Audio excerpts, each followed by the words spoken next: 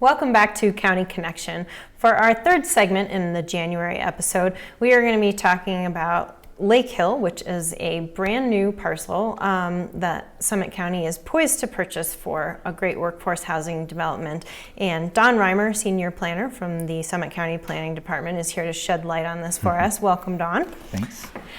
So, Don, tell us a little bit about the process by which this piece of property is coming into Summit County hands, because it's a little bit unusual. It is, and it's been worked on since long before I was here. I've only been here about a year and a half or so. Summit County and the town of Frisco have been working to acquire this property for since about 2008, so about 7, 8, 9 years now. Mm-hmm. So it was identified early on as one of the last potential developable sites in the Frisco area. It was owned by the Forest Service, and the town of Frisco is almost entirely surrounded by Forest Service property, so it's really about the last place to go.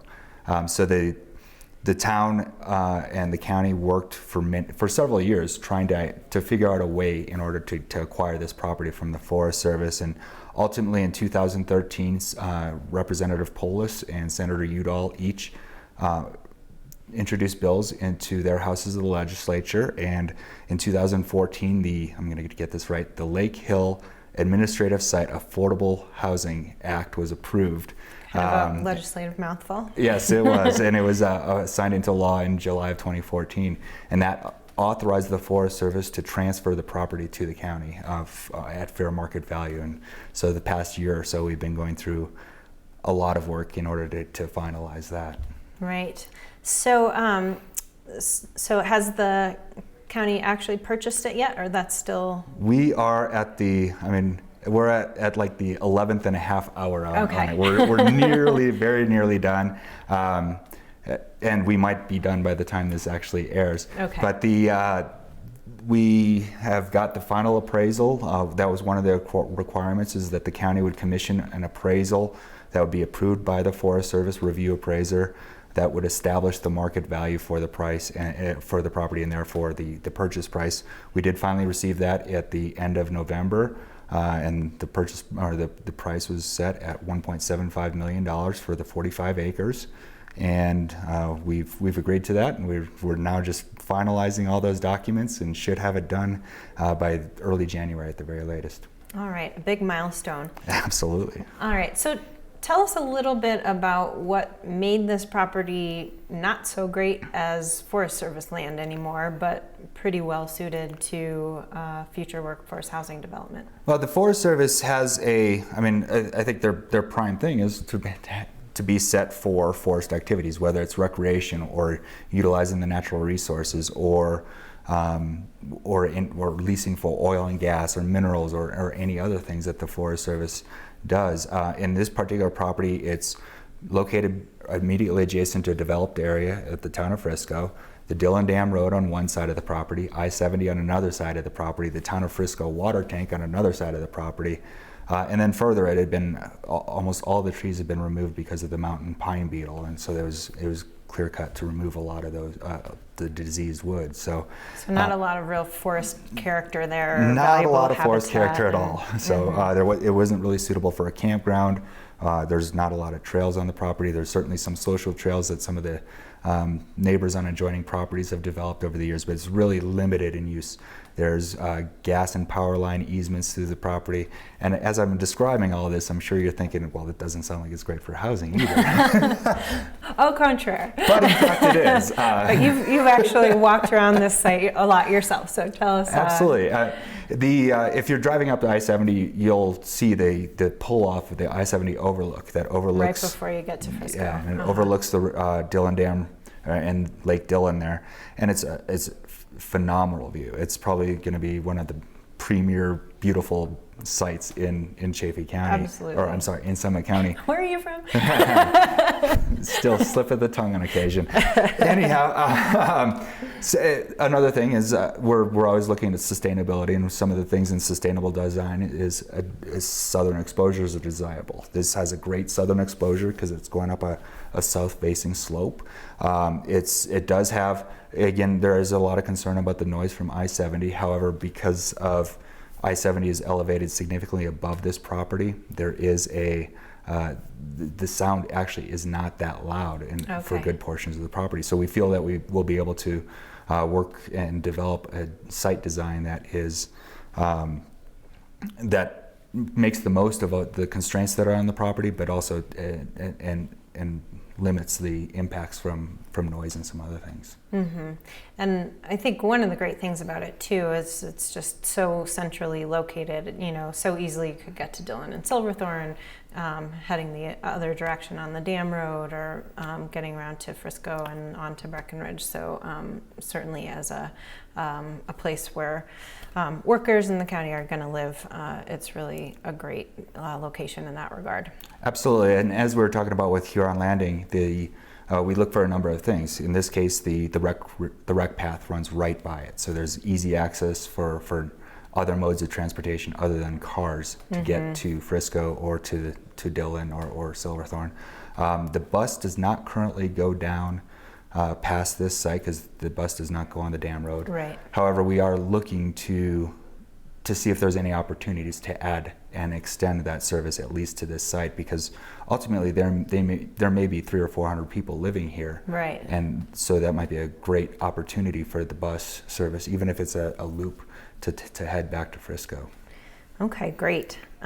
So we're still really early in the process, but do you have some rough estimates on the number of housing units that might be able to fit in this site? We've got a lot of rough estimates that are really more of a range at the moment. We're really just starting into the planning process. Because of the scope of this project, we are looking outside for consultant firms to assist us in the planning.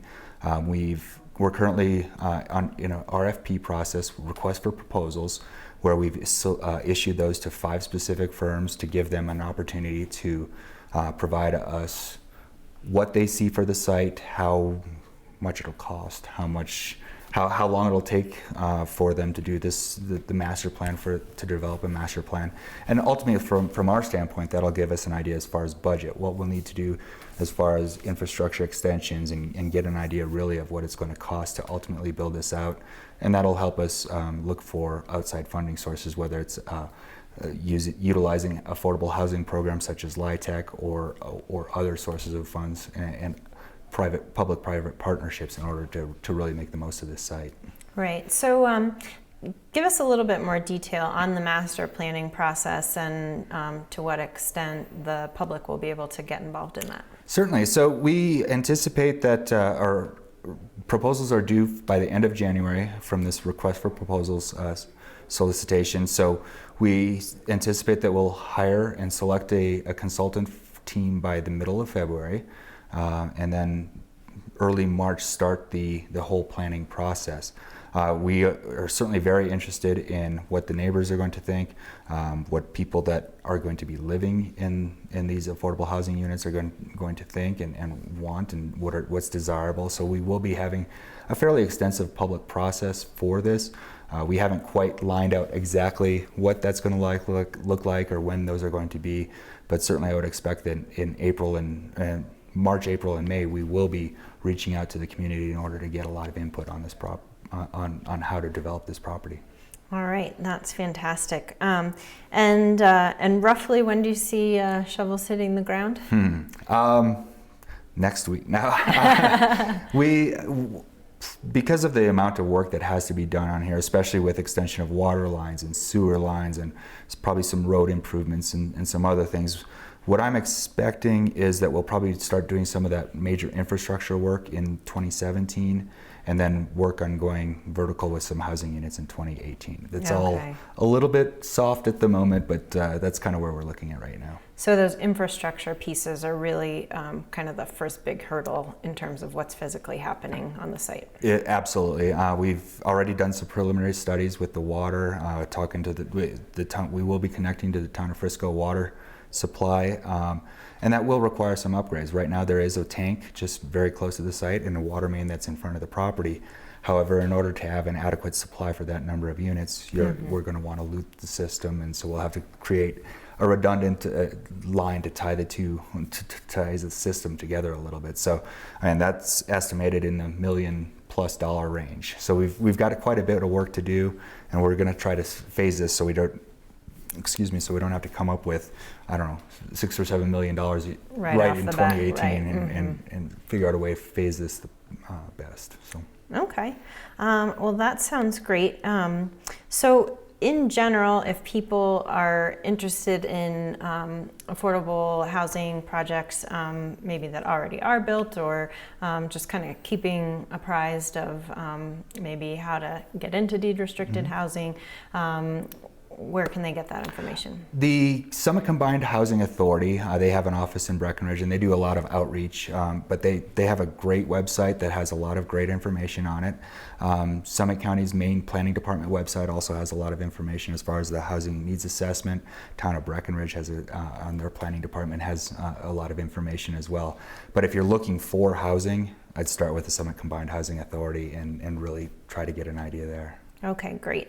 And then we'll certainly be getting the word out during the master planning process for this project to get people's input. Absolutely. All right. Anything else that you'd like to add on the Lake Hill housing project? No, I think we covered it all. All right, sounds great. Well, thanks so much for coming in today, Don. Certainly. And we are going to take another quick break, and when we come back, we will be talking with the fine folks at the Summit County Community